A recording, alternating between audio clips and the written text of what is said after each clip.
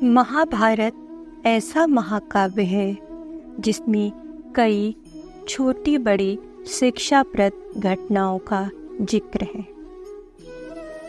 द्रौपदी चीरहरण भी महाभारत की ऐसी ही घटना है। द्रौपदी पांचाल देश की राजकुमारी थी और उसका विवाह अर्जुन से हुआ था। अर्जुन ने द्रौपदी के स्वयंवर में मछली की आंख में निशाना साधकर उससे विवाह किया था, लेकिन माता कुंती के अनजाने में दिए एक आदेश से द्रौपदी पांडवों यानी पांचों भाइयों की पत्नी बन गई। एक बार की बात है जब पांचों भाइयों में सबसे बड़े युधिष्ठिर इंद्रप्रस्थ नगर पर राज कर रहे थे। उस समय हस्तिनापुर का राजकुमार दुर्योधन था और पांचों पांडव उसके चचेरे भाई थे।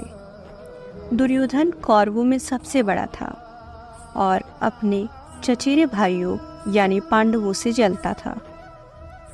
दुर्योधन सबसे ज़्यादा अपने चालाक मामा शकुनी को मानता था। शकुनी ने दुर्योधन को सलाह दी कि वो पांडवों को जुआ खेलने के लिए आमंत्रित करे। पांडवों ने अपने भाई दुर्योधन का निमंत्रण स्वीकार कर लिया। उस सभा में भरत वंश के शासक धृतराष्ट्र, भीष्म पितामह, द्रोणाचार्य और महात्मा विदुर जैसे महान लोग भी उपस्थित थे। शकुनी मामा ने छल कपट से पांडवों को हराना शुरू किया। इस खेल में पांडव अपना राज्य हार गए। धर्मराज युधिष्ठिर ने स्वयं और अपने चारों भाइयों को भी दांव पर लगाया और हार गए। अंत में जब दांव पर लगाने के लिए उनके पास कुछ भी नहीं बचा तो उन्होंने अपनी पत्नी द्रौपदी को दांव पर लगा दिया। दुर्योधन तो जैसे इसी पल का इंतजार कर रहा था। शकुनी मामा की मदद से उसने जुए में द्रौपदी को भी जीत लिया। द्रौपदी को जीतने के बाद दुर्योधन ने अपने भाई दुशासन को आदेश दिया कि वो द्रौपदी को भरी सभा में बाल पकड़कर और घसीटते हुए लेकर आए।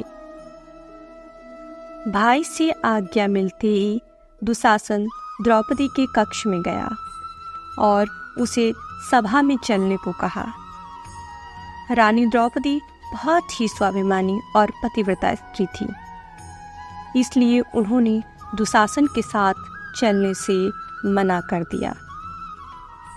दुशासन ने गुस्से में आकर द्रौपदी के बाल पकड़ लिए और उसे खींचते हुए भरी सभा में लाकर खड़ा कर दिया।